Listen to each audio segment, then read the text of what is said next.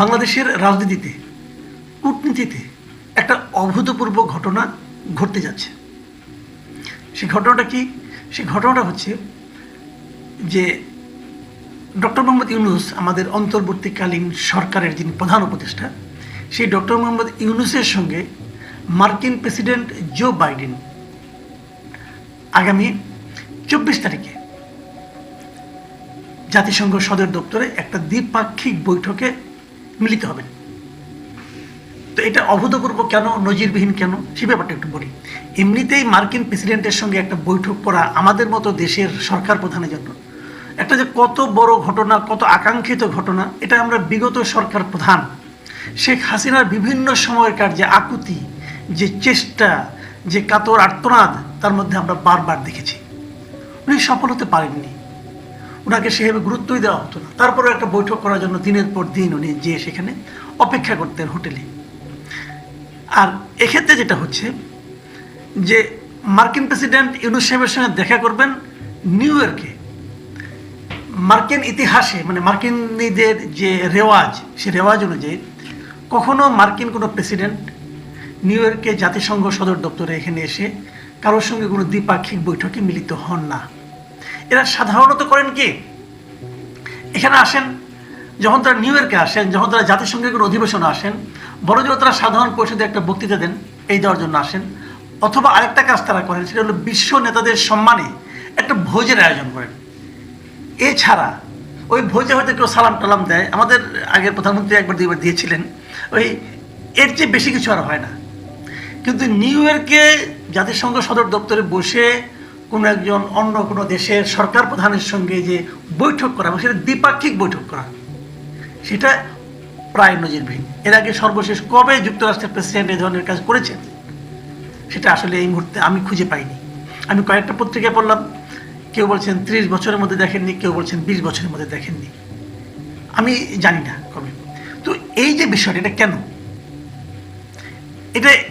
এটা কেন, এই প্রশ্নের উত্তরটা যদি আমাদের আগের সরকার প্রধান একটু খুঁজে দেখতেন, একটু চিন্তা করতেন, তাহলে হয়তো দেশটা আজকে অন্য একটা জায়গায় যেত। আমি বারবারই বলেছি, আগেও বলেছি, বহুবার বলেছি যে আগের যে সরকার প্রধান ছিলেন শেখ হাসিনা, উনি যেন গায়ে, মানে পায়ে পাড়া দিয়ে ঝগড়া করা যেটা বলে, উনি সেই কাজটাই করতেন ডক্টর ইউনূসের সঙ্গে একদম শুরু থেকে। মানে ইউনূসকে যেন উনি সহ্যই করতে পারতেন না। অপরাধ সম্ভবত একটাই ছিল, সেটা হলো ইউনূস সাহেব নোবেল পেয়েছিলেন। এটা হয়তো উনি পেতে চেয়েছিলেন, এটা ইউনূস সাহেব পেয়ে গেছেন। ভাই, নোবেল আপনি পাননি, আপনি যোগ্য নন বলে আপনাকে নোবেল দেওয়া হয়নি, এত আফসোস করার কি আছে রে ভাই? একটা পরীক্ষায় তো সবাই ফার্স্ট হয় না, তাই না? তো উনি পেয়েছেন, আপনি পাননি, আপনার সেই যোগ্যতা নেই। এখন আপনার যারা চামচা ছিল, এই চামচারা আপনাকে বুঝিয়েছে যে আপনিই যোগ্য, আপনার চেয়ে যোগ্য এই বাংলাদেশে আর কেউ নেই, এই পৃথিবীতে বোধহয় কেউ নেই।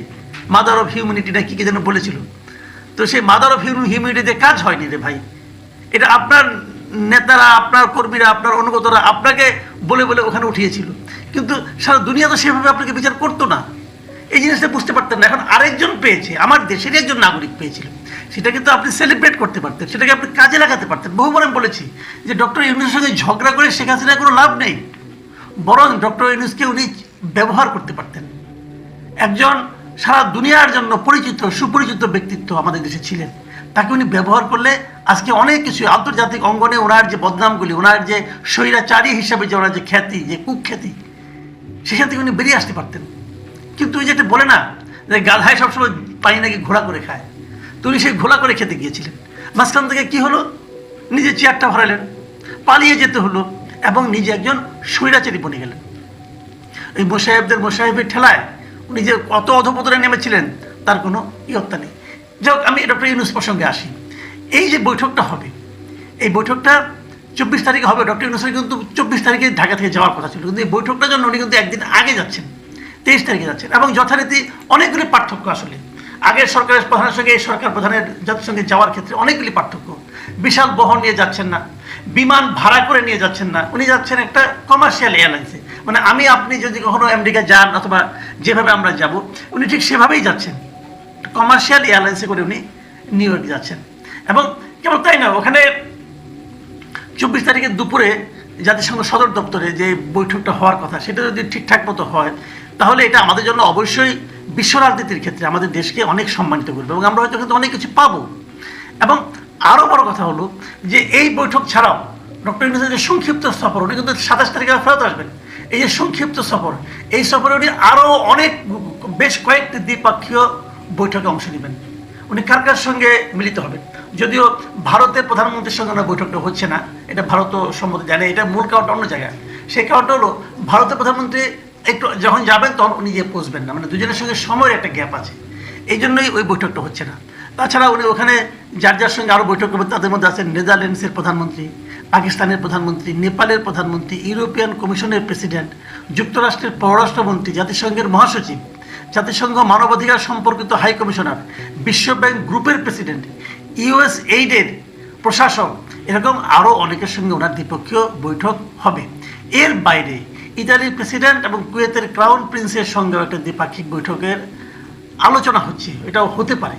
তাহলে দেখুন, একটা উনি যে অল্প সময়ের জন্য যাচ্ছেন, কিন্তু উনি কিন্তু অনেকগুলো কাজ করে আসছেন। একজন মানে আন্তর্জাতিক খ্যাতিসম্পন্ন ব্যক্তির এটাই সুবিধা, উনি যদি কারোর সঙ্গে দেখা করতে চান, ইচ্ছা পোষণ করেন, সেটা কিন্তু তারা গুরুত্ব দেয়। এবং আমার তো মনে হয় আন্তর্জাতিক অঙ্গনে বাংলাদেশের এবার যতটুকু সুনাম বৃদ্ধি হবে, সেটা আসলে আমাদের জন্য খুবই রিমার্কেবল একটা অ্যাচিভমেন্ট হবে বলে আমার ধারণা। আমরা অপেক্ষা করি, দেখি শেষ পর্যন্ত কী দাঁড়ায়।